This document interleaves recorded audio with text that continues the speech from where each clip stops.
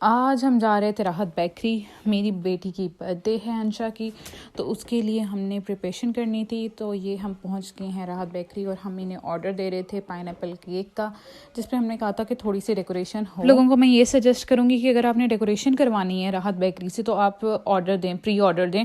हमने ऑर्डर नहीं दिया था तो वो बहुत ज़्यादा डेकोरेशन नहीं उन्होंने की, जस्ट उन्होंने स्माइली फेस बनाया था और उसके अलावा अंशा 2 लिखा था।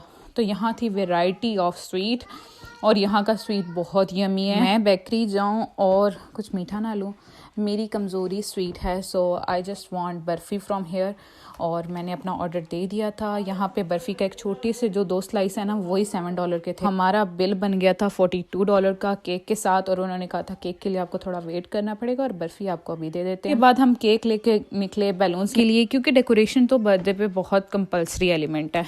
तो जनाब हमने ये डेकोरेशन के लिए, मुझे पास में एक शॉप थी तो मैंने कहा चलो वहाँ विज़िट कर लेती हूँ और वहाँ पे मैंने लिया 2, क्योंकि वो 2 इयर्स की हो गई है और उसके अलावा थोड़ी सी मुझे ग्लिटर में डेकोरेशन चाहिए थी और मैं उसकी कैंडल्स देख रही थी कि किस तरह की कैंडल ली जाए। तो मैंने सोचा कि क्यों ना सिंपल ही कैंडल ली जाए, क्योंकि बच्चे जो है ना वो एंड टाइम पे ज़रा सैड से हुए होते हैं, फ्रॉक पहनी होती है तो ज़रा मूड उनके बने होते हैं तो अच्छे से नहीं बिहेव करते। इसके अलावा अब मैं 2 फाइंड आउट करी थी बबल्स में कि मुझे 2 मिल जाए और मुझे 2 मिल गया था। फिर मैंने लिया 2 के अलावा मैं इस स्टोर पे और भी देख रही थी कि और क्या क्या चीज़ें अवेलेबल हैं बर्थडे के लिहाज से। यहाँ हैप्पी बर्थडे लिखा हुआ था और मैं सोच रही थी कि हैप्पी बर्थडे की ज़रूरत नहीं है और क्रॉन वगैरह कुछ नहीं मुझे चाहिए, कैप्स नहीं चाहिए, क्योंकि लास्ट बर्थडे पे वो रोने लग पड़ी थी।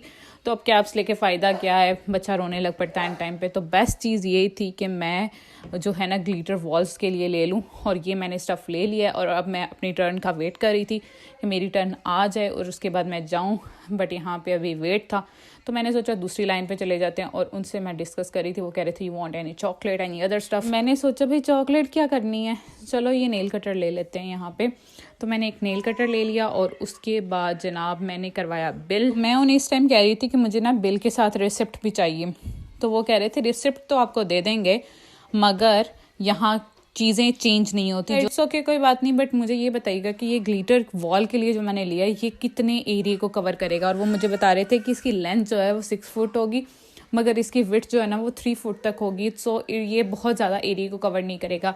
तो मैंने कह रहे थे मुझे देख लें कि हाफ मैं जो हूँ ना वो कवर होगा और ज़्यादा नहीं होगा कवर, तो उस लिहाज से आप देख लें। तो मैंने कहा ओके फ़ाइन, अब मुझे बिल दे दें।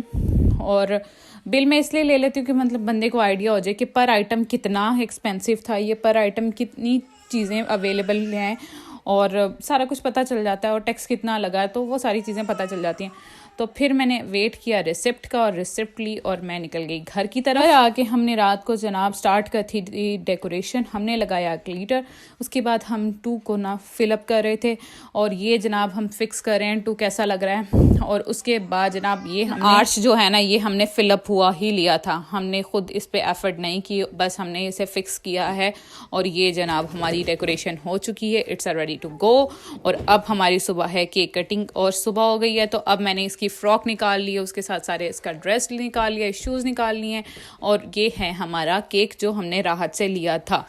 तो देख सकते हैं इसकी डेकोरेशन बहुत ज़्यादा नहीं थी और ये हमारी केक कटिंग का टाइम स्टार्ट हो गया और ये हमने की केक कटिंग, जिसपे अंशा जो है ना बहुत ज़्यादा कंफ्यूज हो रही, फ्रॉक तंग करी थी उसे। खैर ये हमने कर ली केक कटिंग और उसके बाद हमारे खाने का टाइम हो गया।